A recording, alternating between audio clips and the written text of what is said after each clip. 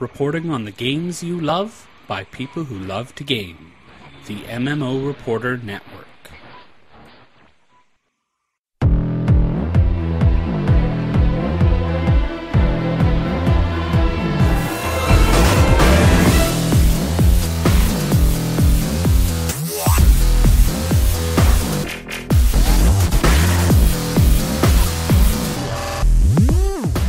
You're listening to Defiance Reporter on the MMO Reporter Network, brought to you by Audible.com. Get a free audiobook download at audibletrial.com/MMO Reporter. And by Doghouse Systems. Choose your weapon with Doghouse Systems.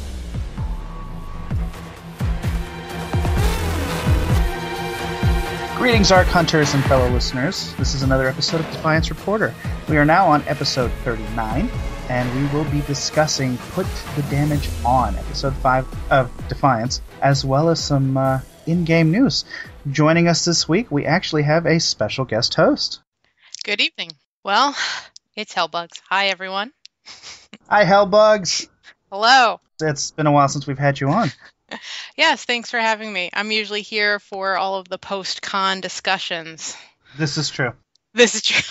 You are our intrepid news reporter. Let's call it that. Thank you. But I'm not going to be at San Diego, and I'm not going to be at Fandom Fest. But you will be at DragonCon, right? But I will be at DragonCon, yes. Awesome. Yeah, I wish I can make it to SDCC, but I can never go. It's too crowded, too expensive, and oh my gosh, the hotel prices. That's exactly one of the reasons why I don't go. Even when I lived in the Bay Area, never went to San Diego because it was just too much to deal with. Too much hassle, even from within state. At least we got DragonCon news to look forward to.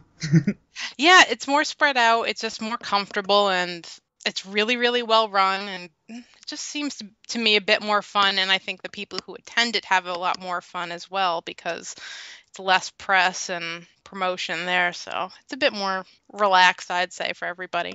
A better chance to meet the cast too. Yeah, you have a lot more time. You have potentially have 4 days depending on what guest you're interested in. Someone might be there for 4 days and you go talk to them and get your autographs and everything. That's one of the best parts about DragonCon. Now, we have quite a bit of information this episode to go over, so let's jump right into Put the Damage On. This episode was pretty interesting, and there was a lot of things happening, but I think there was a lot of focus on the fact that drugs are bad, okay? Okay, don't do drugs. Very much a PSA on sci-fi. It was very interesting. So kids, even in the future, drugs are bad. Yeah, they might come in interesting colors. They might come with a guy with a British accent. They're just still bad. Oh, that would be a fun drug. Guy with a British accent. We'll call it Jeeves. Some people find a British accent a drug in the first place. Just gonna put that out there. The episode opens up with Rafe moving into the Tar household. And we finally get to see the one scene that we've been dying to see for the last year, thanks to last year's SDCC. Did they show this at San Diego? Yes. Ah. They did a sneak peek. It was very much a cell phone video and very fuzzy, but we finally got to see it in the flesh. Oh, okay. Oh, this was that one from that, I think it was New York, and they cut the stream New York down. Yeah, it was New York, and Julie Benz said that, oh, I have a clip to show you, and it's Sama and Rafe in the bath. And we're like, shut up, Julie. Stop messing with us. That is not real. You are lying to us. And it turned out she wasn't lying to us. Nope. We get to see Rafe and all his skivvies. And God bless that man. I don't know if I could be paid enough to sit in the bath with Stama like that. That's just, wow. We get to see this lovely bath scene, and Stama gets to poke around, decides to convince Rafe to stick around. Daytak figures out that he can use an old world edict to remain in contact with his lineage, which was a bad move. I was so angry, grinding my teeth, that scene. The whole thing with Rafe and Daytak in this episode was fantastic, and those two are just, oh, you guys, that's all I can ever think of. That was lower than what Stama would have done. That was sneaky, underhanded, and yet I think Stama should have expected it, honestly. Mm-hmm. And it looked like she didn't. But she knew what he was doing as soon as he did it, and she just went on with it and walked away. Christy was the only one I felt who had the most appropriate reaction to that, honestly. She was kind of the heroine of this episode, I think. Didn't have much to say. We didn't get much, but she really... She stood up for what she wanted to say and backed it up. Yeah. I think we're starting to see the beginning of something very interesting developing with Christy. Yeah. And meanwhile, Daytak's not only working the home angle, he's trying to also convince the Votanus Collective to help fund the revolution in Defiance against the E-Reps.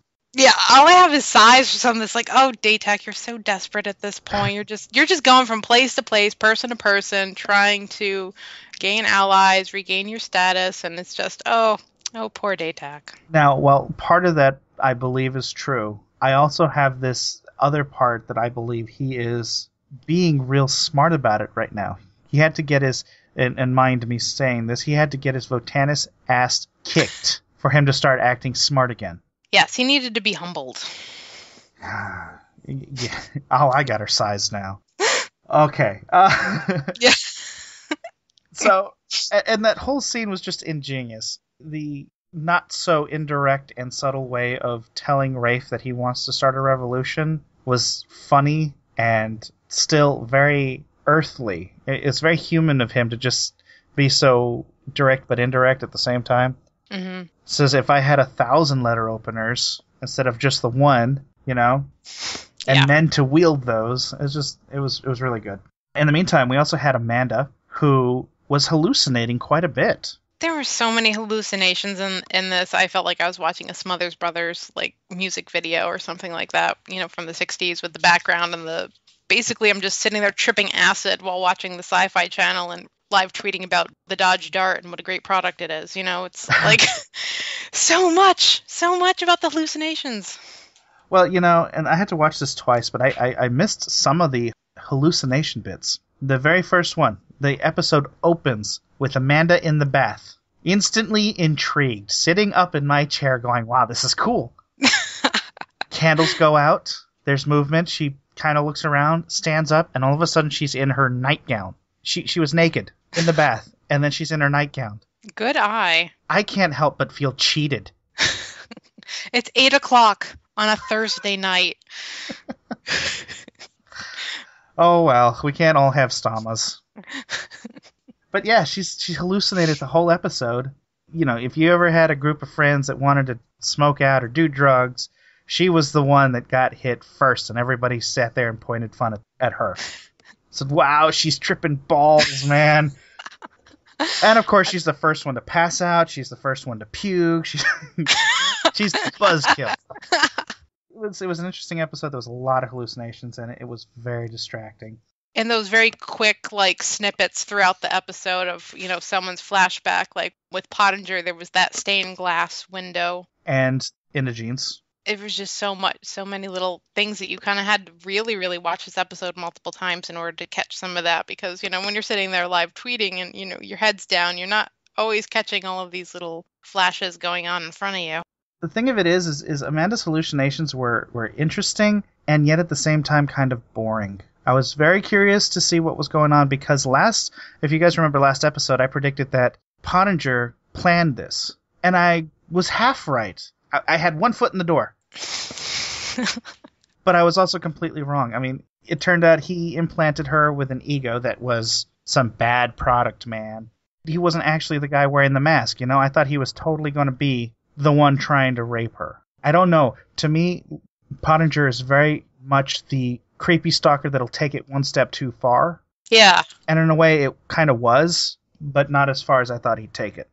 So, she's tripping balls. She gets chastised and almost attacked by Nolan.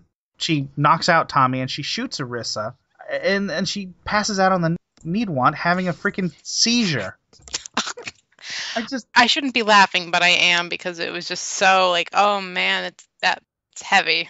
It's so sad. How far has Amanda fallen? She used to be the mayor of Defiance, and we used to cheer her on with her braid of justice. Yeah, and she's the one who picked up Kenya when she was little and said, Mom's dead, and, basically became the parent. And now we're puking on the floor of our business. I don't know if she's channeling a young teenage Amanda that she didn't get to be, or what? But it's kind of sad to see this, and I hope that this changes pretty soon, because there's only so much of this Amanda I can take, honestly. It's been a downward spiral since the beginning of the season, and I think we're going to hit a little bit lower, but I think it's going to peter out a little bit quickly, because it's pretty depressing. No offense to Julie Benz, who's acting the part magnificently. Yeah, it is great. I'm hoping that that's what she's hoping that we feel towards her character, honestly, because I need a little less of this Amanda and a little more of old Amanda. Yeah, the one who gave a speech at the beginning, inspiring everybody. Miss that so much. Pottinger, what is his end game? I don't know what to make of him at this point. Yeah, like I said earlier, I think he's really, really creepy and taking this really far, but now I'm starting to think that he's got other plans besides Amanda, and I'm beginning to wonder if this whole ego device was part of Doc Yule's plans that he gave back to her, that he's trying to have her enact and fulfill. I don't know where all this fits in. I don't know what his grand design is, and I can't quite speculate. I absolutely have no clue with Pottinger. I mean, last episode we were all saying that, he's definitely the one who raped Amanda. He's the one who... It's just him. It's all him. And it's just kind of now I'm really not sure where that plot is headed with him. But I do look forward to seeing him hopefully also next season. Yes. If there is a next season, love to see him and where all of this is going.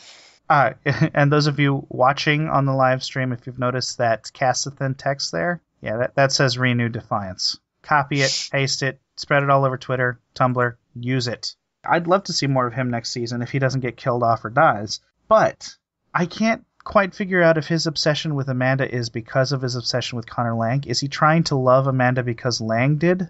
Or is he trying to... I don't know. I can't piece him together yet. He's still an enigma to me, and I'm having fun trying to figure him out, actually. I'm not sure. I think, if anything, I'm thinking maybe something goes back to when they were both in boarding school together. Clearly some kind of past. There's something else going on with all of this that we don't have the full picture yet. And I get the impression that they really enjoy having Connor Lang as a character on that show and bringing him back whenever they can. So yay, Gail Harold. I honestly didn't expect them to bring back Connor Lang, and I'm glad they did. It's giving him a little more depth, because I just thought he's Amanda's ex-boyfriend, come back from New York, and look, he's dead. There's the end of that. But yeah. This show has a tendency to resurrect people, whether in reality or not, except for Kenya. Kenya stays dead. We'll see. No, I remain firm that she will remain in the ground. Not even a vision or hallucination. I think that people could end up coming back. I mean, we'll see. I mean, Connor Lang, just being a hallucination or whatever they are. I think this is leading up to whatever this is about season 2 and this tick, tick, tick. This is true. It's all related somehow. I'm enjoying kind of piecing it all together in my head. Now let's talk about the one other hallucination in the show, and that's Doc Yule's former lover and colleague, Lev. We all hallucinate lesbians now and again, Ben. So yeah, I'm not gonna but not not quite.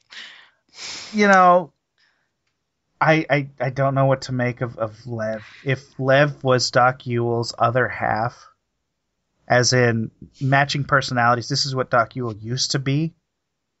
What a change. Yeah, it's probably a lot of it is probably a defense mechanism on her end, but imagine if it were like really, really two Doc Yules. It'd be like so snarky all the time. Wait a minute, this sounds like Twitter. But I think that Doc Yule is this is giving us a lot of insight finally into her. She was so popular season 1. We didn't have quite as much of her as I think a lot of us hoped, and now we're getting that backstory, and this is really enjoyable, and I hope we get to see more of her backstory, and we also get to see more Lev in the future too, even flashbacks. Well, I think that's almost a guarantee, since she didn't take out her ego device. Yeah. I mean, she will eventually, but I don't think she will anytime soon. Now, I find that very interesting, because I think that she's not just clinging to the past, or she's clinging to a lover. She's clinging to an ideal of what she once was. And it's amazing, this backstory of Doc Yule. I did not expect to have so much emotion in this particular story. I mean, we knew when Paul Mattis was arrested and he kind of turned to Doc Yule and said, I'm a big fan of your work. We all suspected the worst. We didn't know what it was that she did, but we knew it was something bad. And now that you think of it, we've learned that Doc Yule was responsible for creating the virus that's supposed to wipe out humans and humans only. I want to see more. I want to see more of this plot line. I think it'll be really good. I think it breaks my heart. It was really sad. It was really great to watch, but it was so sad. It really was. I mean, Doc Yule, you can see her in her scenes, and big props to Trina Keating being able to act in that huge leather face that gives her no motion whatsoever. She was able to convince me that she was, in her eyes, conflicted and emotional and trying to sort out her own feelings. It tore me apart. It was really great. It was nice to see an emotional moment on there. And we have had fighting, we've had killing, we've had the saucy Arissa on there, we've had all that stuff. And it was nice to see something really genuinely emotionally loved. Yeah, exactly.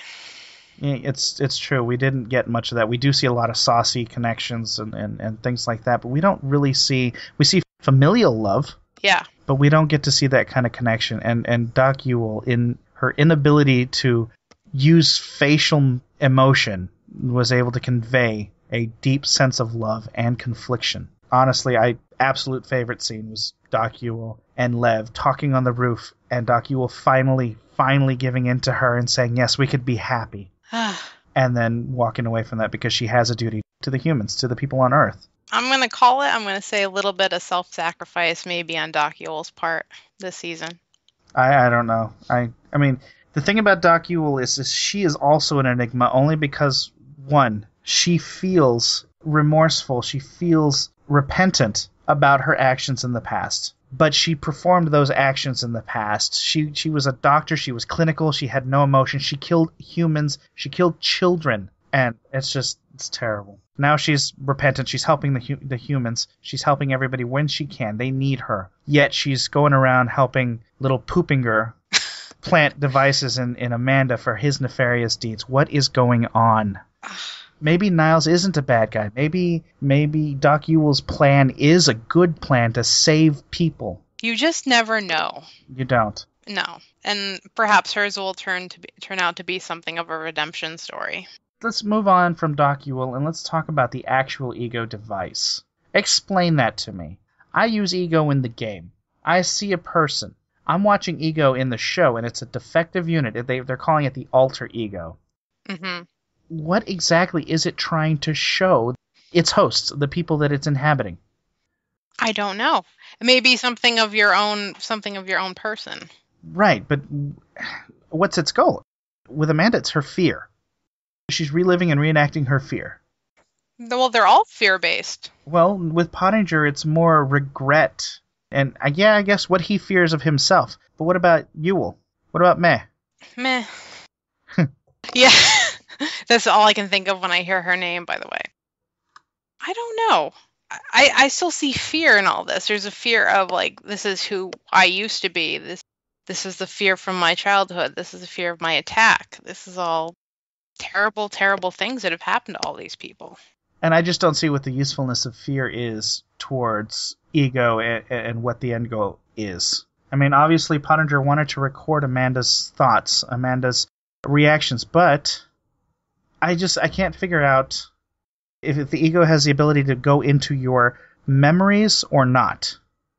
Well, I think something had happened with Doc Yule, and was it the Ego that or she compartmentalized so much? I think it has something to do with how your brain functions and how all of this compartmentalizes, compresses, hides bits of your past. So you think the Ego is trying to tease out your memories?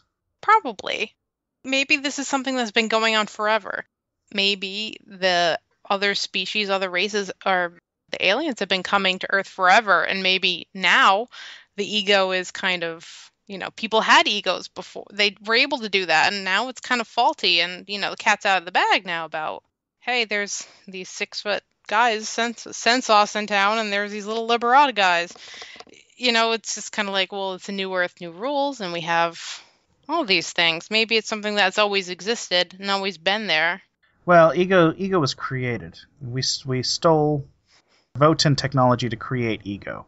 Mm-hmm. And ego's been around since the Pale Wars. They were using it in military men. After that, von Bach inherited it, tweaked it, made it better, and gave it away to just Arkhunters. They didn't want the military to have it anymore. So, I don't know about it collecting information or how long it's been around, other than it is, and we learned some information about it in the game that I don't want to go into just yet. I want to say that so that people can play the game, but I don't know how ego actually works. It can read your thoughts, but it can't pry into your memories. So it sounds to me like they're trying to tease out your repressed memories so that you can kind of relive them and get that information. Pottinger wants to record some kind of information from Amanda. What that information is, I don't know, but you bet your ass it's something to do with that rape. Yeah. We don't know what kind of information might be in there about that. Maybe if it's him, he wants to pull it out, but if it's not him, maybe there's something else in there he wants. Or maybe he's trying to see if she recognized that it was him. Yeah. So it's all food for thought. Some thoughts and observations, man. I had quite a few of observations when I was watching this. What was yours? Honestly, the nerve of Defiance to open an episode with Julie Benz in a bathtub. I mean, I'm sorry, it's still a little too soon for me. I'm not over Dexter. I really am not. I was wondering where you were going with that. Look, her wrist was not cut. There's not blood all over the place. We're good. I know, but she was tripping balls in a bathtub. At least there was not a creepy John Lithgow naked behind her, okay? That's just, wow. Thanks for bringing that back. And thank you for the image of John Lithgow naked in a bathtub. Oh, man, that is one sexy man. I am going to sleep fantastically tonight. Hey. Thank you. We need him and Graham Greene in a tub together. That would be fantastic. I'll pilot that ship. Anyway. So did you notice that this episode is totally the kissing episode? There's so much making out in there. I thought it was an episode of Degrassi because we're in Canada, so it was just... Let's see. Stama kisses Rafe. Daytek kisses, what's that guy's name? I can never pronounce it. Massivus, Massive Arathians, whatever. Yeah, exactly. Oh, they were just kissing all around. I know. Someone's gonna get mono if we don't watch out. This whole season has turned into a high school drama.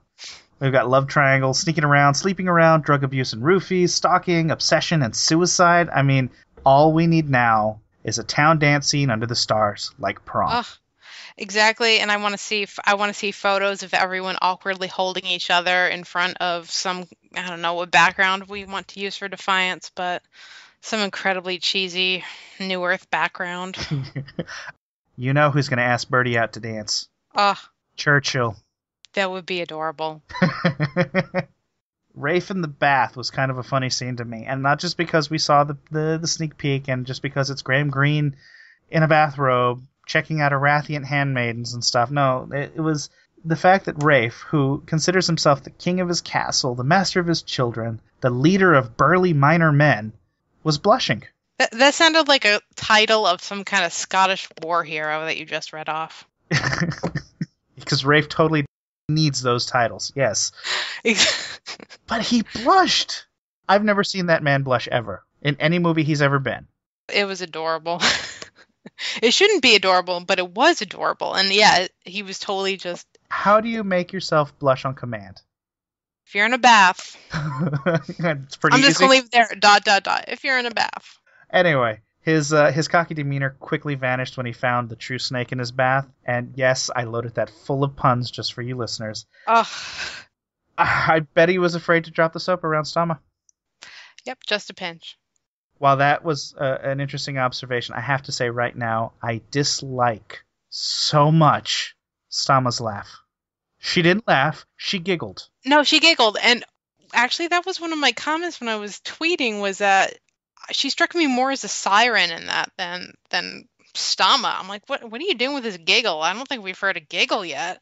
And again, we go back to the whole high school moments. She sounds like the little twittery, giggling airhead, you know? Yeah, and why do that? What was the purpose of that? I have no idea. It kind of creeped me out a little. Maybe that was the purpose, to creep people out. Stama laughing, Stama smiling, and we're all just scared. Don't get me wrong. She looks oh so fabulous in her bath beads, and she's always so smooth and snake-like when she's whispering in people's ears, when she's threatening. She just has like water. She's calm like water without a ripple on the surface. And then that giggle. Talk about a mood killer. Gone. I can't stand that giggle. Maybe that was the purpose of it. Maybe it was just, oh, wait, this is really strange and off for your character. We're just going to have you giggle a little bit oddly. I mean, maybe that's, when she wants something, she puts on that air of other demeanor. I don't think I've ever heard Jamie Murray giggle before. I've heard her laugh, and it didn't sound anything like that. I've heard chuckles. I've never heard a giggle. And now I know why. She was saving it for this moment so we would sit here and just go, oh my God, she's giggling. Right? I couldn't stand it. I probably won't ever watch that scene again. Speaking of scenes, were you shocked at all by Datak making out with an Arathian male? No, I wasn't necessarily shocked by it. I just thought, oh, okay, we're just gonna cover all bases tonight. I'm okay with that. It's 8:30 right now. Okay, we're good. Like, we're doing well here for time. So yeah, no, I wasn't shocked by it at all. But I felt like Sci-Fi wanted us to be shocked by it. Yeah, they should know by now that this is a show with a guy who puts on blue makeup. He has an off button in his butt. And there's a woman who is pasty white and likes taking baths and all these things. Like, we're not shocked by any of this. Not anymore. At all. Desensitized. We weren't even at the beginning. We just said, oh, look at this. This is fantastic. We are incorporating everything, everyone in this, and it's great. That's why I think there's so little shock from people about it. It's just our expectation. Yeah, I'm not upset by it at all. I'm fine with it. I felt like they wanted us to be shocked, and I feel that was... unnecessary. You know your audience. This is cool. We're good by it. Move on. Now, yeah. I did notice two things about that. One, Tony Curran was totally making out with this guy's nose. And two, I bet kissing an Arathian, especially that one, tastes like kissing a kitty. Sandpaper tongue, stale breath, and all. Ugh. Right? Lovely. Look at that guy and tell me you don't see a kitten. Who would be intimidated by that man? I'm not. Just like, oh, we're going to go smoke a peace pipe and listen to some, I don't know, we're going to listen to some mamas and the papas out there later. And we're going to hang out. And it's going to be, totally great. We're going to burn our draft cards together later. That's pretty much my afternoon with an Arathian. Yeah, no, I totally see a kitty there. I expect him to turn around and look at me and go, meow. But anyway, Nolan. Oh my God, Nolan. What the stacko's wrong with you? I don't know. He was just a non-entity for me, really, in this episode. This season, he's failing at being the Han Solo ruffian macho cowboy role that everybody says he is, and he's taking that and just failing at it. I like to say, perhaps there's a really good reason that is happening. Maybe there's something down the road that we're going to see that's something bigger with his character is going to happen, because we kind of haven't had much Nolan aside from the first two episodes at this point. He's trying to be chivalrous, and he's failing at it every time this season. He was trying to defend her honor with Pottinger so much that he's trying to do for her, and he's completely failing at it. He was seconds away from watching her die on the table by his hands. It's amazing to me that this is happening. I like Nolan. He's a badass. He gets things done, but this season it feels like he's getting things done in the most awkward way possible. Everything's out of character, but maybe that's supposed to be that way. Well, if there's one character that I think that right now is in over his head or out of place, and besides Tommy, because Tommy's totally there all the time, is Nolan. Mm-hmm. Let's talk about hallucinating Amanda and her alter Nolan. Anybody else think that swaggering alter Nolan, still wearing last season's clothes even, should have an evil goatee? He absolutely should, and probably something from Clueless and Mallrats or whatever, but oh my God, why is he wearing last season's clothes? but we know why. But I'm serious, literally wearing last season's outfit. And you see him around the corner. He's wearing this particular season's leather jacket. It's just weird. I practically expected him to kidnap Amanda and tie her down on the maglev tracks. He was so evil. Yes, and then in the background we have that one of those propaganda posters, isn't there one with a train on it, and it says like moving towards progress or progress is coming or something, and it's going to be Nolan tying him to a train track. I'm kind of torn. I kind of like Alter Nolan. It's funny. I want to see him return with his cartoony shenanigans. I really do. It's funny. I'm okay with that. What were your favorite scenes? Your absolute favorite scenes? I really loved all of Daytak's interactions with everyone in this episode. I mean, we just see this guy who's just trying to regain his status, and he's just kind of epically failing with everyone. With Doc Yule, he's just, he's sitting there reading Cassie's scripture, and she's just, having none of that. Rhaegar punches him. I mean, I really want like a Sensoft's, gatekeeper, doorkeeper in my home. I would love that. Politicians come by. You know what? Just punch him in the face and just tell him to get out of here. I'm totally okay with that. I have to say, I wouldn't last one day in Defiance if I knocked on that door and Rhaegar opened it and just uttered, "Leave." I would shit my pants. I want to say I have two extremes. Yes, I'd shit my pants. Second extreme is I would go hug him and go, "You're so cuddly," or something. Just really, really. Then you'd really get a punch in the face. Then I'd get a punch in the face, yeah. But then we go eat French fries and everything would be cool. So, since there's a whole community out there who ships Sensoft's, Jamie Murray, and French fries. Oh yeah, because she likes to feed him. Yeah. Feed him French fries, yeah. I agree with Daytak's interactions. They were great. Everybody loved Daytak this episode. Yep. And that's both true and dripping with sarcasm. So take it however you want. Finally putting those skills that he's only been bragging about up until now to good use. And now I can understand why Stama actually fell in love with him. Whether or not that remains true is to this day is yet to be seen. But yeah, Rhaegar flooring him was my favorite. Felt good to see it, and I kind of wanted to see it again after what he did to enrage Christy. I kind of wanted Rhaegar to just stand up and punch him again. We just record all the reactions. That'd be fantastic. And the one thing I didn't understand was Rafe was just kind of sitting there and didn't stand up or defend or say anything other than, he found his loophole. Yeah, and it was, "Bitch, I'm wearing your slippers." Well, that was before.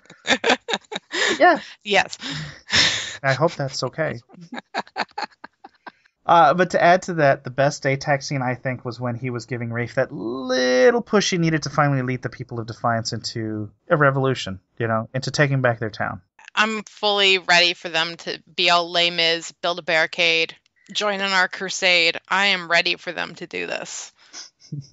I am ready. And we know how much Kevin Murphy loves his musicals, so I totally would not be shocked if that happened.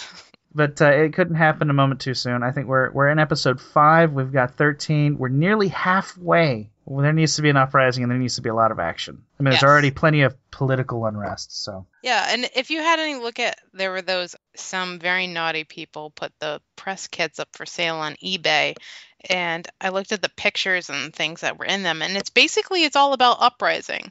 There's the brochures look like they've all been graffitied. There's a flag in there and EREP pins. I mean, it's all about rise up, kill the EREP on those press kits that they sent out to people. So I definitely think we're going to see a big uprising that was the focus of that promotional material that they put out. And that would be absolutely wonderful, honestly. The whole Niles and Connor thing is one of my favorites so far. That was like one of my favorite scenes in the show. It was Doc Yule on the roof, it was Connor and Niles, and it was Daytak and Rafe. Those were my 3 absolute favorite scenes. And honestly, with Niles and Connor, there's so much information. It's hard to process it all. And with all that information comes a whole bunch more questions. What about dislikes? Anything that you didn't really like about this episode, besides opening Defiance up with Amanda in the tub? I really did not like Amanda just tripping. Really bothered me. It was uncomfortable to see, and I understand why we have to see it, etc. Just, I was like, oh man, this is getting me down. I'm like, this is my happy place. This is my 8 to 9 p.m. happy place. And to me, it's just when every time I see any kind of drug-induced haze, to me, it's just an excuse to just play really bad trance music.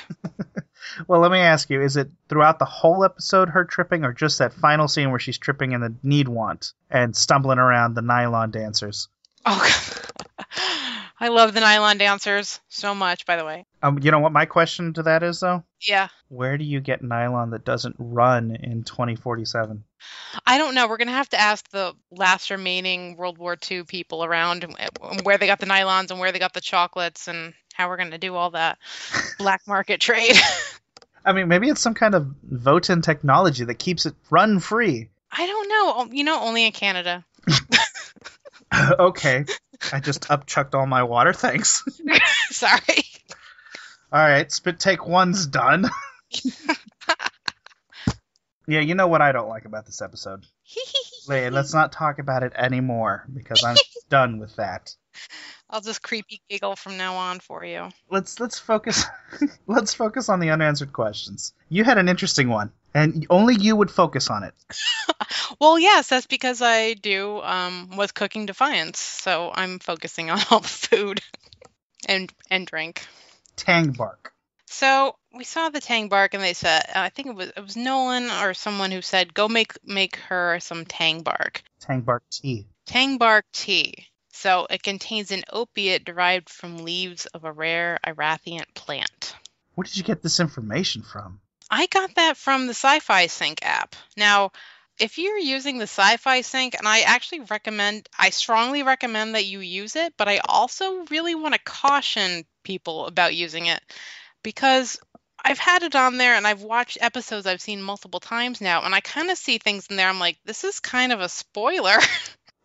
Well, unfortunately, the Sci-Fi Sync app doesn't work in any of my devices. Not one. So I'm deprived of those spoilers. But if you're getting information like Tang Bark off of there, that's pretty good information, and there's got to be a way to get that information off the Sci-Fi Sync app. We can do screen caps. I mean, Michelle's been doing really great screen caps, I think, like Fridays, of some of the really interesting points from the Sci-Fi Sync, because there's a lot of just general behind-the-scenes chatter. There's little snippets of information like that are really valuable and really enhance everything, especially for people like me who don't play the game. Some of that background information is kind of included in there. Huh. And the information that you've got is very interesting here. Yeah, and the other one was about the blood lilies that Daytak brought. And the comment about the blood lilies, that they're a highly valued plant. And the blood lilies, you can also dry their leaves and brew it into a lethal tea. Huh. So people are actually experimenting with all these Votan plants that have been put onto our Earth. I really thought that was another one of those curious things from the Sci-Fi Sync app, is that, well, why would you mention that about you just point out that they're blood lilies, period. They're just a plant. No, but they specifically mentioned that leaves can be dried and brewed into a lethal tea, which I found really interesting. And then, of course, a few episodes back, we had Stama bringing Amanda with the shakes a pot of tea. So is everyone just kind of messing with everyone in this town and brewing them something and providing them with, like, improper drugs? I don't know. It just seems like everyone in town is kind of on a bad trip at this point. Don't worry, they're leading up to, a whole other Boston Tea Party issue here. Yeah. That's what we're leading to. No taxation without representation. Exactly. Yep. So I had some questions about ego, or rather alter ego. I mean, these units that they got, or that Pottinger got, are defective. And they're actually showing the host things that they love or things that they fear. Can't quite tell what exactly. Are they showing truth to the host? Or are they playing on their fears? How much access does the ego actually have to a person's thoughts, Yeah. I wish we knew a little more about the ego technology itself. If you play the game, you take it for granted. You don't get a lot of information until the most recent crossover event stuff that's come out, which I'm glad for because I want to know more about ego. But there's still a lot of questions. And then, of course, Niles and Connor. So many questions about that. Is Pottinger really in love with Amanda? What information does he want from her brain? How far does Niles' obsession with Connor go, and how dangerous can it become? And whether the secrets is Niles keeping close to his chest plate. I mean, he's got to have a mind like a safe right now. A steel trap. He's not letting any information out. Mm-hmm. We shall see. Exactly. So do you have any predictions about the next episode? One thing I picked out from watching this, and this was the first time that we well, I'm not sure if it's exactly the first time, but the first time we've kind of really had more interaction with that new Castithan handmaiden played by Kelly McCormack, the Jelena. Mm-hmm. The one that Rafe kind of checked out as she walked out? Exactly, Yeah. that one. And I thought she said some very interesting things, and just she seems to have Christy in high praise. She seems to think fondly of her and also of Rafe. And again, one of those notes from using the Sci-Fi Sync app, there was a really interesting one of those snippets in there that I said, why are you telling me this? You only have there's only so much space on that paragraph for you to share the information, and this is what you're choosing. So I think that, that's how I think of things. You have 140 characters. How are you going to get it all across? And with hashtag Defiance in there, so. But that Sci-Fi Sync note said that handmaidens are personally selected from the lower Lero and warned that there's zero chance of upward mobility. So even if they get picked to live in one of these upper Lero homes, they need to always make sure that they know their place. Wow. Okay. And then the really interesting part was at the end of this, they could have just cut it off at that point. But then this is what actually is said in the app. It said, in fact, there's an old Castithan fairy tale in which a lowly handmaid aspires to marrying the head of the household. The happy ending comes when she's discovered by the man's wife and placed on a shaming rack. To die. It doesn't say to die, but just on the shaming rack. Shaming rack? I mean, we saw that. Yeah, we saw that in season 1. You get hung. Yeah. People put weights in your machine there. You get stretched to bits and set out in the sun. Yeah, I think you end up dead. Yeah. So I'm wondering where that is going to lead us, because we do know there's also going to be another handmaiden who comes in later on, too, that we haven't seen yet this season, played by Amelia Burston. This chumminess between Daytech and Rafe is kind of leading up to that one scene we've seen where they're carrying a body between them. Yeah. Yep. You may be absolutely right. I have a little different prediction, and it actually has something to do with the Votanus Collective, because we only keep hearing snippets about them and not a lot of action. So I think they're done sitting around. I think it's time for some major change. It seems to me there's going to have to be some political changes among their rank and a drive towards rebellion and a rekindling of hate. So I predict that maybe not this next episode, but very soon we're going to hear the drums of war beating. And unfortunately, I don't know if he was kidding or not, but Kevin Murphy actually tweeted while we were airing this something about season 3 and wartime. So I'm not going to look at it right now. I hope the drums of war start beating. I really do. Who was your most valuable person this episode? Mine was, I really enjoyed Rafe in this episode. He just popped in the house. He's in the bathtub. He puts on Daytac slippers afterwards. He's just totally dethroning Daytac and just totally kind of, in his own way, just getting even with this swarmy guy, and it's just another way that we get to see Daytac just kind of getting hurt. Even if he's not hurting him physically, he's hurting him in many other ways. Counts. His ego, his pride. Yes, and bless Ryatsu so much for Graham Greene getting into a bath with Jamie Murray. Because that was absolutely hilarious. I'm still waiting for him to get in the bath with Daytac. The bath water, well, I was going to say it was dirty, but they got that cleaned up. So I was actually torn on this one. Honestly, I think Batty Daddy Daytac makes a good case for MVP, only because of his plotting and actually showing his true colors, finally, and being smart. I still have to give it to Doc Ewell. I really never expected this much emotion from our favorite snark resident doctor. She's humbled and she's penitent of her past self, and she's seeking to change everything in a world she helped to nearly destroy. I mean, that's some powerful stuff. It makes you wonder how much poetry she once had and how far she has fallen into her own self-loathing. So sad. It's some powerful stuff with Doc Ewell, and honestly, I think a lot of people are trying to glaze over it because it's too emotional, and they're focusing on the rest of the episode. Honestly, I'm clinging to that scene up on the rooftop. It's powerful stuff.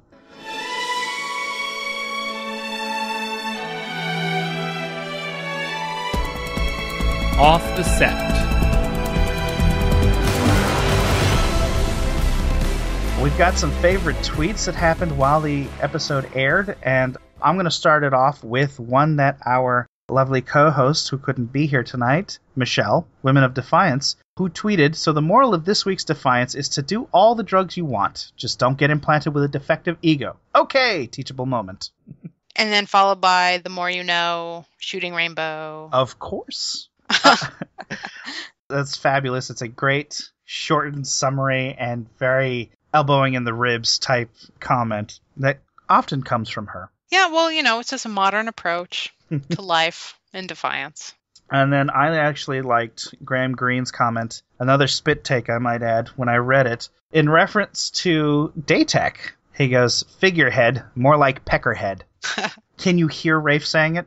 Yeah, absolutely. And I have to say he's been a tremendous addition to the cast, to Live tweet. our live tweet, and in general, he's been fantastic on Twitter. Really, really great. Yeah, and some of his tweets are hilarious, and some of them are just kind of childishly naive.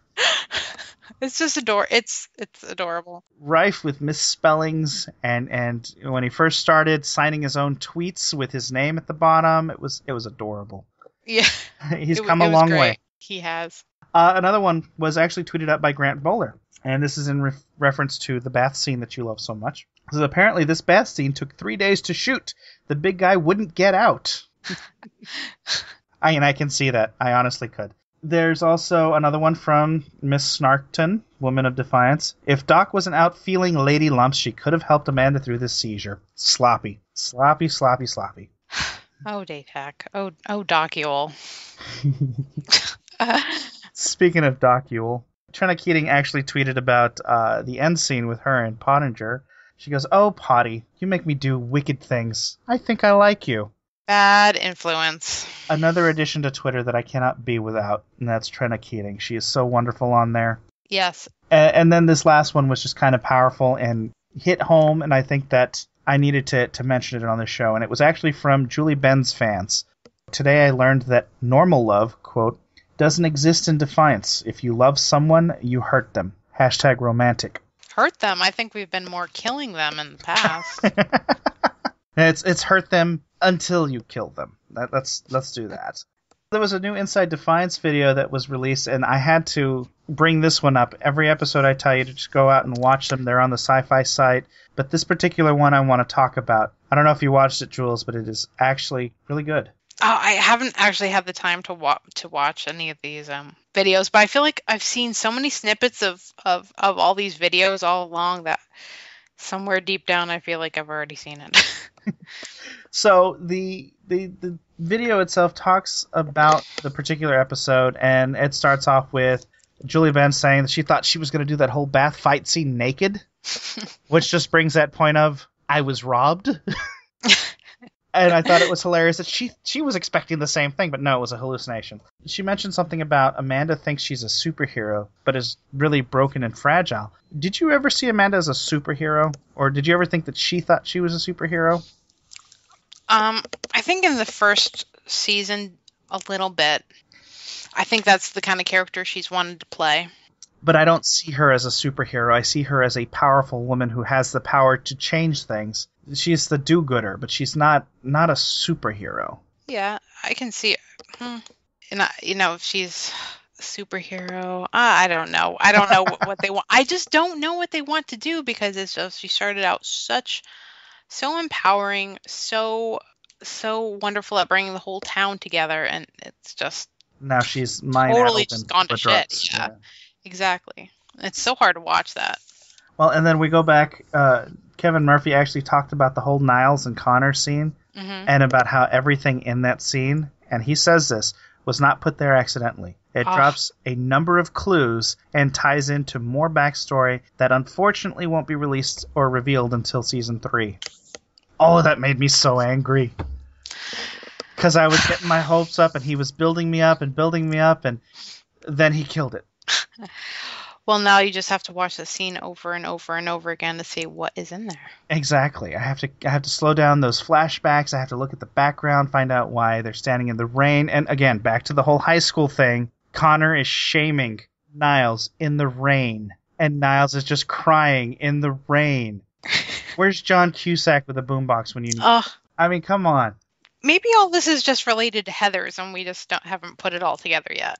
Maybe. I wouldn't put it past him. I would not be shocked. Even, and even thinking back to Doc Yule and Lev on the rooftop, and I'm like, what was on a rooftop? I'm like, well, Another. Charade was on a rooftop, but, non-musical. I'm like, oh, but what was on a rooftop was Phantom of the Opera, and Raoul and Christine were singing All I Ask of You on a rooftop. And I said, I'm not putting my brain there. I can't do that to myself, but I wouldn't put it past them to use that as a musical reference. Just be glad it's not the High School Musical, okay?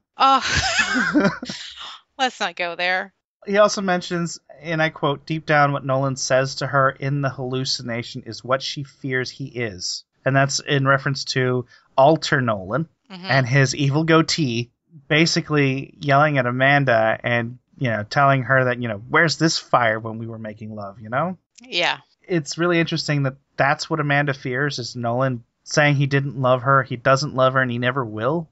That shouldn't be what's on Amanda's mind right now. Not really. No, and the whole Kenya, where is Kenya? What's going on with that? Where's my sister? That whole story is kind of taking a back burner the past few episodes. Yeah, why wasn't Kenya her vision? Why was it Nolan? Why was it a rapist? It's just interesting things to think about. And then one last thing, Daytak becomes a changed and pious man who wants to fix his family. But has he really changed? Tony Curran says at the end, the stereotypical quote, can a leopard change his spots? We don't change our outward appearance. We change what's inside anyway. So I hate the use of that quote when it comes to people not changing, because it doesn't quite fit. So that was the Inside Defiance. You should totally click the link in the show notes. It's at defiance.com, and it is worth watching. And then we got some reviews across the web. IO9's Rob Bricken comes in again and says a couple things that really jived with me well, and it's just some good comments. He goes, I think Putting the Damage On has been the highlight of Defiant's second season so far, and let me tell you why. It felt like everybody's storylines were being told organically, and that they were actually building off what had come before rather than just, here's what so-and-so does this week. Most of all, I like how everybody's storyline kind of bounces off each other, even if it was just tangent. I can never say this word. Anyway, it was the most Buffy-like episode of Defiance I've seen, at least in terms of structure, and that's a very good thing indeed. Awesome. I had someone else commented to me about the whole Buffy comparison about this episode. Very impressed. People were very impressed by it, from what I understood. So the key is to make everybody's storylines coincide, but make them separate at the same time. Yeah. And for the Buffy fans, my wife mentioned that the episode reminded her of the Buffy episode, Conversations with Dead People. So for the Buffy people out there who know that, and just go, oh, because that's what, those are the comments I heard was, oh, yes.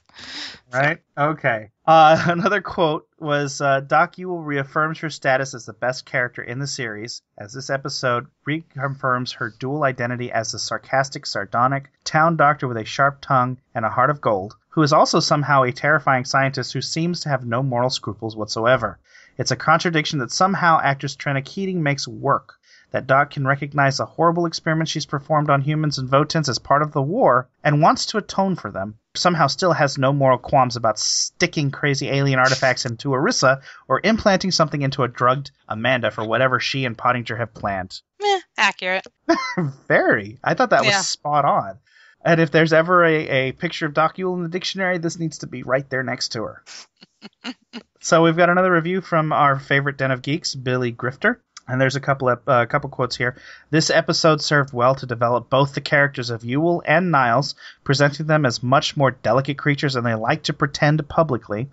I enjoyed this, particularly in respect of Niles, who just can't be the bad person 100% of the time if he's to be believable. And again, we think back to the scene of crying in the rain. He looked so weak, so fragile, and like a young child being chastised or being bullied. He really did. That was heartbreaking as well, to see him like that, even for whatever his background. No, because I kind of agree with Connor Lang. Some people are just born broken, and you happen to be one of them. That line, bullying Niles, was probably true. I mean, I don't know how far I believe in that itself, that some people are just born broken, but it seemed to fit Niles, and it really struck a chord with him that he looked indignant and shamed and ready to break down and cry on his knees there on the street. Billy's right. You can't be the bad guy 100% of the time. You have to have some human emotion. You got to be somewhat good. And like I said earlier, Could it be that Doc Yule's plans are actually beneficial and that Niles wants to be the hero of Defiance and be the good guy? Or is he just really the creeper who wants to be closer to being like Connor Lang? Another quote more interesting was how, having solved his immediate problems, Daytak immediately set about generating some new ones by trying to convince Rafe that they should work together for an E-Rep-free Defiance. As allies goes, they don't get any more unlikely than those two. Mix the Votanus Collective into this mix, and there could be fireworks. And I think that's pretty spot on.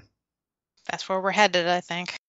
Lastly, what Christy is doing hanging out with the sex-crazed DJ, I have no idea, but I'll assert now it won't end well for either of them. This whole sequence undermined her outburst in the Tar household, swinging her from being streetwise to naive in a matter of moments. And I didn't catch that the first time. I did think the whole scene with Christy at Treasure Doll's booth was very strange and very out of place and not like Christy at all. I think that's on purpose. Why? Well, we do know that we're going to see her mother, Pilar, later on in the season. And we know that Pilar's background is that she was bipolar, or she is bipolar. Mm-hmm.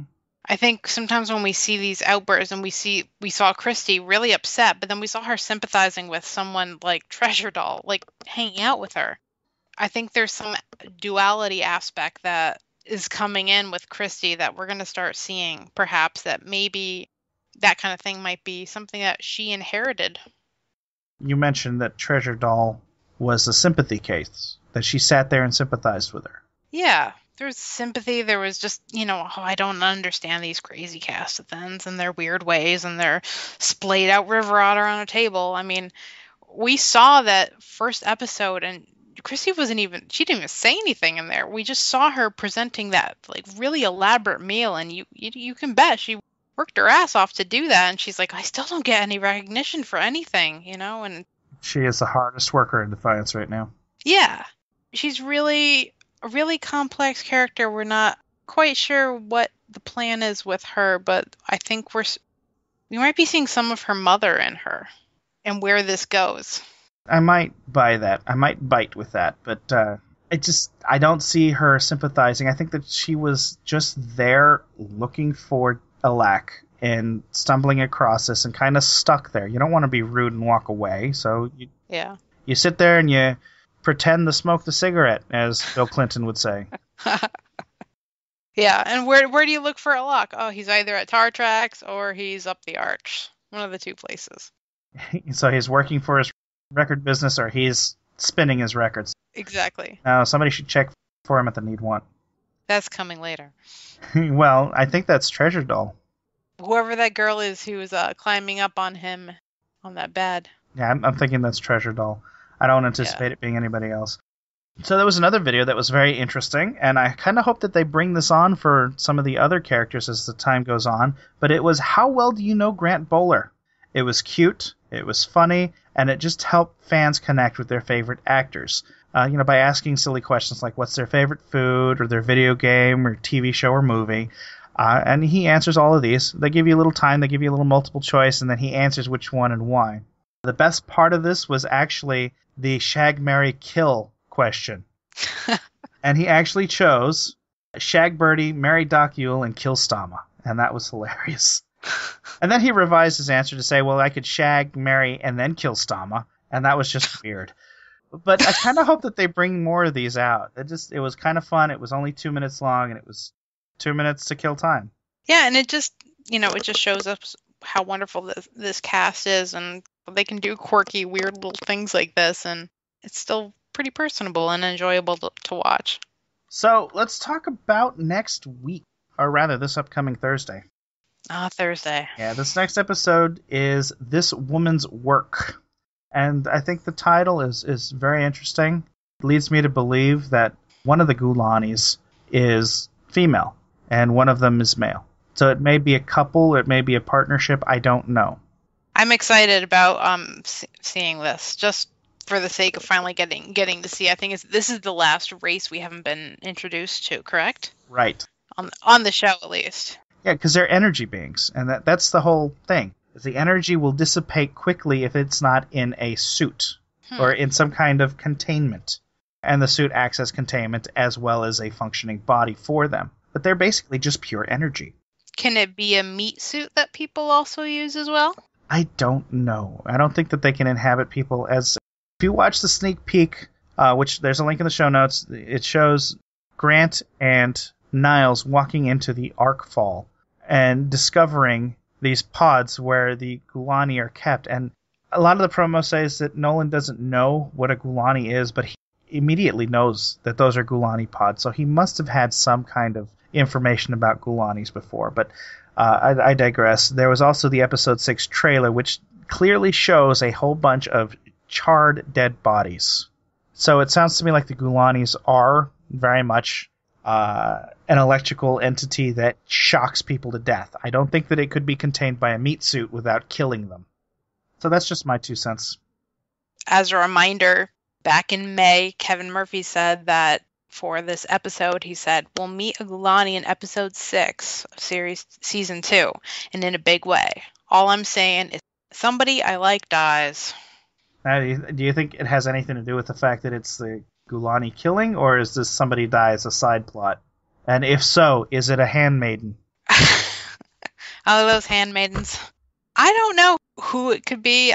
I gotta say, though, in I think one of those short trailers, I want to say they showed Churchill. Yeah, they showed Churchill getting beat. I really hope we don't lose Churchill, because, we all need a teddy bear bioman in our life.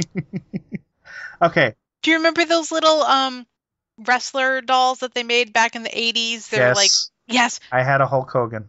Can't we have a bioman one? It'd be adorable. Just to wrestle with him a little bit. Send me, sir. I want to hurt the people who did this to you. Oh, and so cute. Sorry, I can't contain myself. It just sounds so adorable. Does he also make peeing sounds when he stops the stagecoach? He makes peeing sounds. He has little interchangeable, little pea coat that he wears. He's got the jacket uniform, then he's got the turtleneck. Yeah, he is one dapper little bastard. Oh, he's not very little, is he? No, yeah. Well, that's a plausible and very believable prediction, that you think Churchill's the one that's going to die. And I really hope not, because Mr. Archer is actually really good at playing this role. And I can't imagine anybody bigger in that role. No, I love him, and he's also another one of those Defiance cast members who does a really great job on doing outreach to fans and on Twitter, and also lots of interaction with fans in Canada too. When they're showing, he's covering that 10 o'clock time slot of they're airing on Showcase. So props to him for that. Yeah. My prediction actually would be Berlin. I'd hate to say it because she's good, she's feisty, and a great character to have on the show, but I think that she may be the next one to die. Oh, I don't want to lose Berlin. She's been so great. Exactly. Just for her sass. Look forward to this episode this Thursday.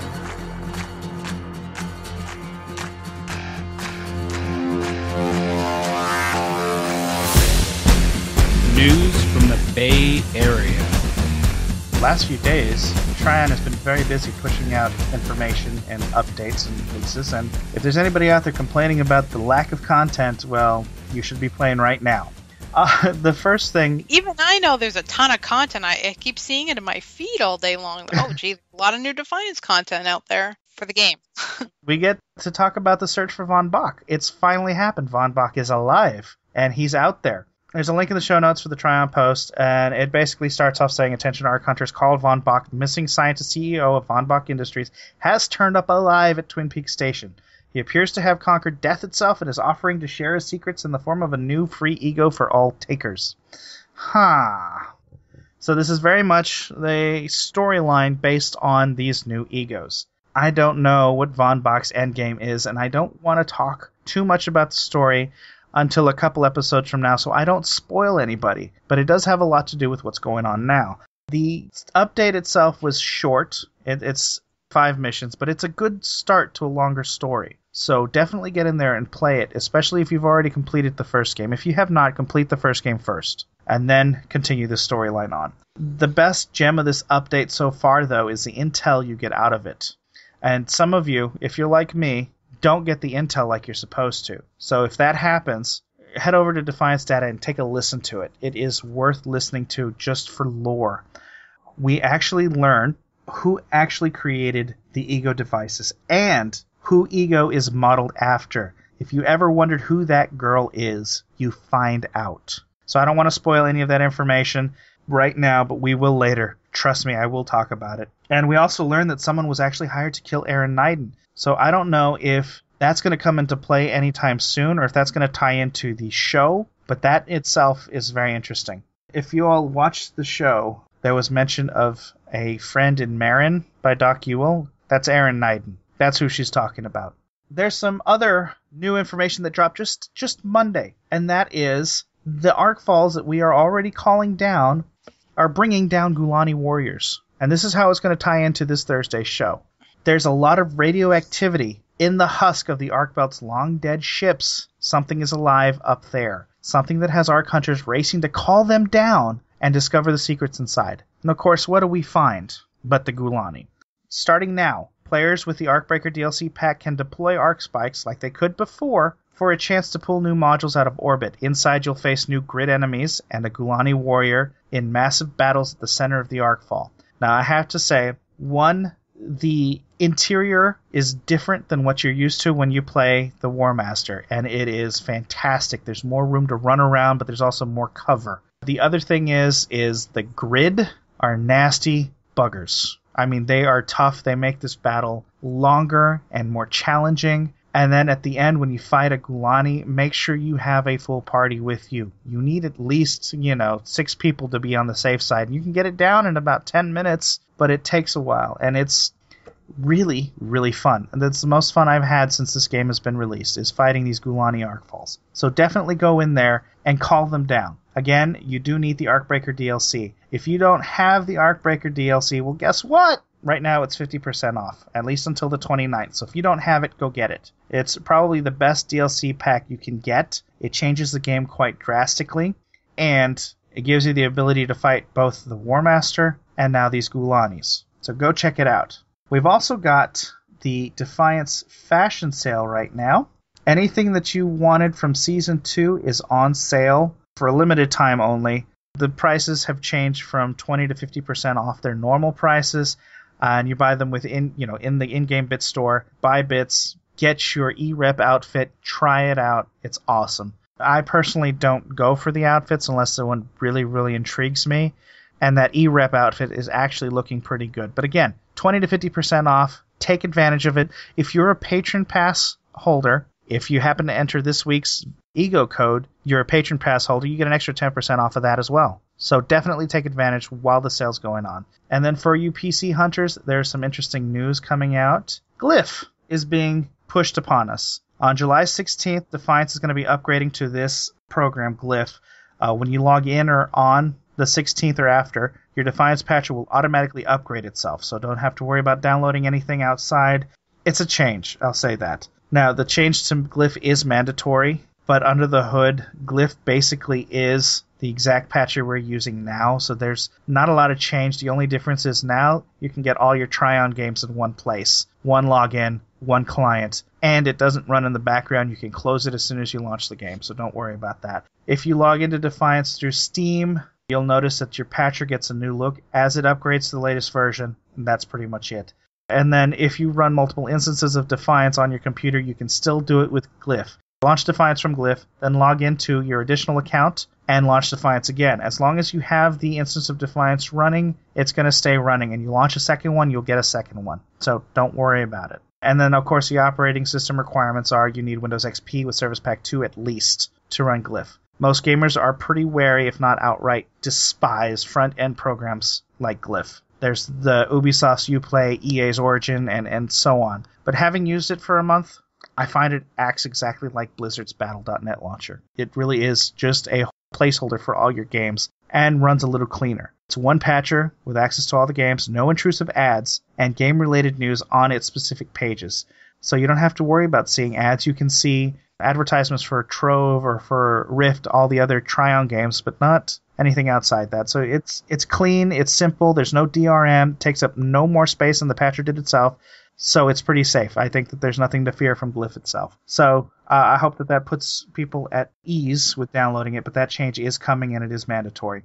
Now, for you console hunters, free-to-play on Xbox 360 and PS3 has been delayed. The development team has decided to postpone the launch of Defiance free-to-play on Xbox 360 and PlayStation 3, which was originally targeted for July 15th. Now, this delay is due to a desire for a stable launch, which, for anyone who's tried to play the new Season 2 content has noticed, won't happen in its current state. It's not going to be stable at all. There isn't a new ETA for the transition to free-to-play on console yet, but the dev team promises that this is a priority fix for them.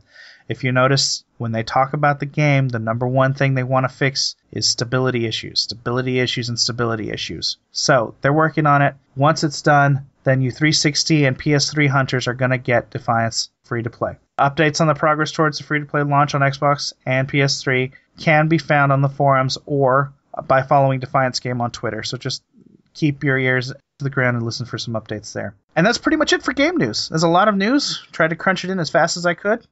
I hope you guys got it all. Jules? Yeah, good news. Would you like to let our listeners know about some interesting coupon codes they can use? Use the coupon code MMOReporter at doghousesystems.com to double your RAM. Yep, Doghouse Systems are actually a wonderful company. They do great computer and laptop builds. Chris, our former host, can't stop touting those laptops, so definitely use that code. Double your RAM is always a good thing. Yes. It really is. And then we've got audible.com for those of you who like to listen to your books while driving instead of reading them, because that's dangerous. Go to audibletrial.com/MMOReporter. They'll give you a month free. And with that month, you get a couple credits to get your first book free. So give it a shot. Let's talk about the community spotlight. We at Defiance Reporter feel it is the community that makes the transmedia experience great.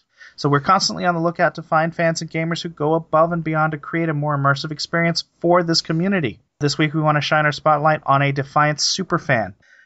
Known to most on Twitter as Lonely Nerdette and by others as Rissenura on Tumblr, this Defiance fan provides a lot of fandom to both social platforms.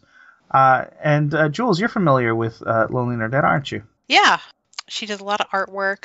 She also has a Hellbug plushie, so I've seen a lot of Hellbug photos as well. This past week, I saw a really cool drawing she did of Doc Yule playing the violin. Really loved it. It was just like a really adorable drawing.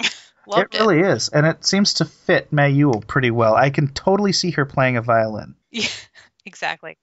She's an artist. She's also a theorist and a little scientist, and she's just all around a well-rounded Defiance fan. The one article post that I have up here on the stream, if you can read it, is actually about the human Votan hybrid baby and her explanations that go with it. Also, if you're looking for any screenshot whatsoever in the game, she literally takes thousands of them. So hit her up, follow her on Twitter at Lonely Nerdette. There's an underscore between the two names. Or go to her Tumblr page, which is Rissenura, RISINYIRA.tumblr.com, and check out her posts. She's a very interesting person to follow and definitely a Defiance superfan. Just don't mention Berlin around her. No, don't do that. Don't do that. So remember, if you want us to feature your clan or community site on Defiance Reporter, tweet us, leave a voicemail, or send us an email at defiance@mmorreporter.com. Speaking of, I have to say that we got an voicemail. Ooh. We did, and I want to go ahead and play that for us. Hi, this is Alana calling. I go by Death to Dickens on Twitter, and I was just calling regarding the Defiance podcast because I wanted to say thank you so very much for all the wonderful, lovely things that you guys said about me and the drawings that I do and being a part of the community, and I was absolutely floored and flattered. So, again, I just wanted to say thank you, and I love the podcast. Have a good evening. From our very own Death to Dickens. And it's very heartfelt and warm. Yay, thank you, Dickens. So, last minute announcement, this week's Arkhunter code is VBI. That's VBI for Von Bach Industries. Make sure to enter it at defiance.com/ego to get this week's reward of another 15-day patron pass. They're worth it, especially if you want to go ahead and buy some of those outfits that are on sale right now. Get an extra 10% off of that. So remember, redeem that code by Saturday, July 26th. Again, that's VBI. Also, join Defiance Reporter's PC clan Igni Farouk. No registration is required. Just look for me, Corso Van Lock, in-game, and I'll send you an ad. And then finally, Jules, how can the people reach us? There are so many ways that you can reach us. You can reach us on email at defiance@mmlreporter.com, or you can also leave us a voicemail at 616-666-6778. And there's also a widget on the right side of the page. You can see a little send voicemail with a little microphone on there. Of course, you can always find us on Twitter at Defiance Podcast. And don't forget, you can always follow Michelle at Women of Defiance. You can follow me, Hellbugs, at Hellbugs in Love. And you can follow Ben. It's Ben backwards, NEBS, insane. Jules, Hellbugs, thank you for joining us this week. I was very happy to hear that you were going to fill in for Michelle. And it's always a blast having you on, so thank you so much. Thanks. Those of you in chat room, you guys are awesome. Thanks for tuning in. I appreciate it. I know we're a little late this week, but thanks for sticking in with us. And for those of you who listen at home, thanks for downloading this podcast week after week. I appreciate it. I hope to see you continuing to do that, as well as seeing you in game. So thank you, everybody. Thank you, and keep on tweeting, and don't forget to always hashtag Defiance in all of your tweets. If you tweet about Defiance, if you tweet about mowing the lawn, you can hashtag Defiance. I have seen that. I know who you are out there. You've hashtagged Defiance about mowing the lawn. Keep doing that, especially on Thursdays and especially after 6 o'clock Eastern time. Hashtag Defiance.